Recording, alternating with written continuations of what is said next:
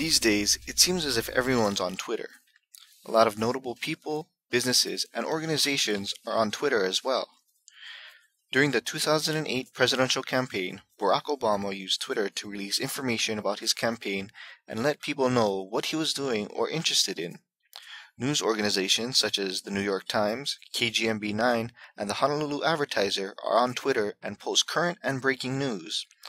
By following recognized names, people of interest, and organizations posting their tweets of updates and comments, you can get the latest news and information in your Twitter feed and keep up to date on current events.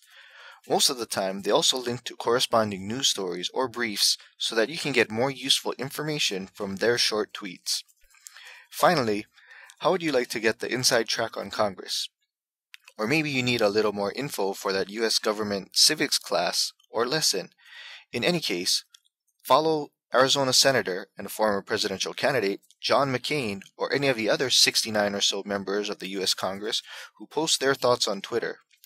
By following people of interest to you, it can give you interesting insights and perspective to things you may not know about or be able to find online.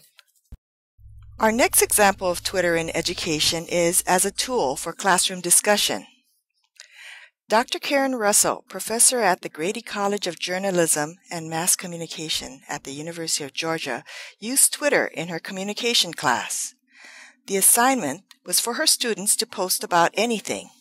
The only guideline was that they had to post just 5 times in 48 hours, and they did not have to follow anyone outside the class.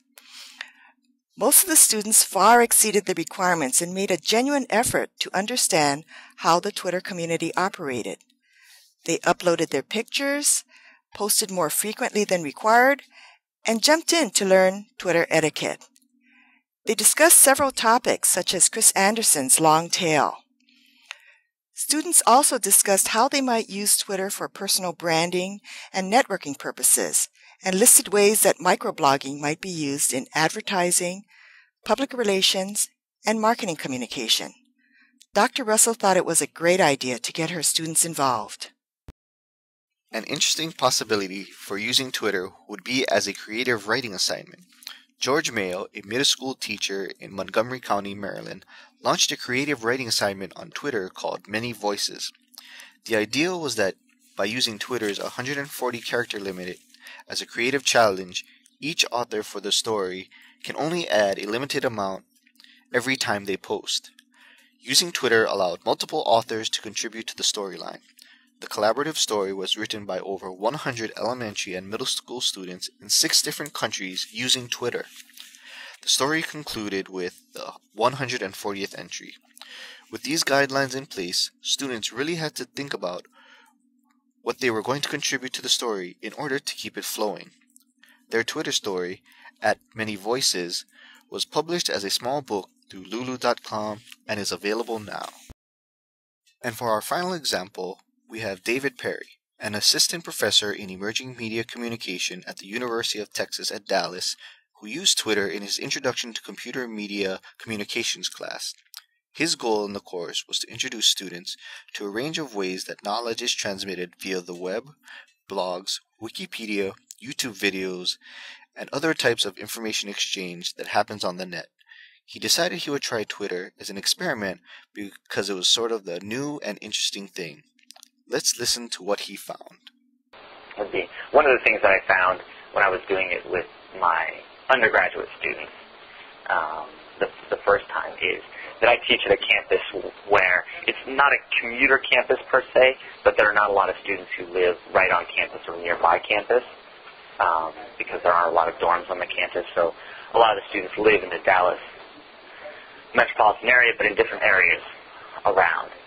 And unlike a sort of New England campus where I had been before, where the student life sort of community was rather active because everybody lived in such a small space and saw each other every day, they're pretty distributed. Right?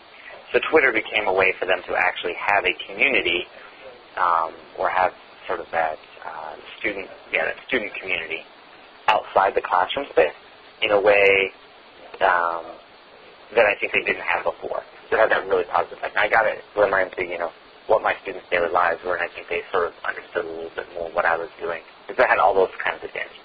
That was Assistant Professor David Perry sharing real insight on Twitter use. To wrap things up, let's go over some of the highlights of using Twitter in education. As we just heard from Professor Perry, Twitter use in his class brought students closer together and generated a sense of community that they hadn't had before.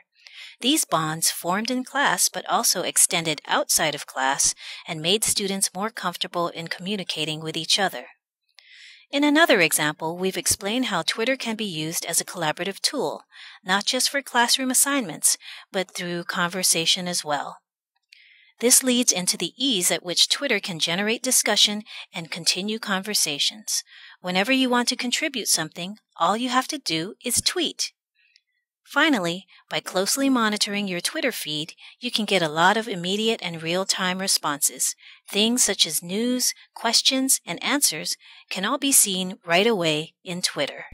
Now that we've given you some insight and examples as to how Twitter is used as an educational tool, we'd like to pose this question to you. How do you think Twitter might be used in your learning environment?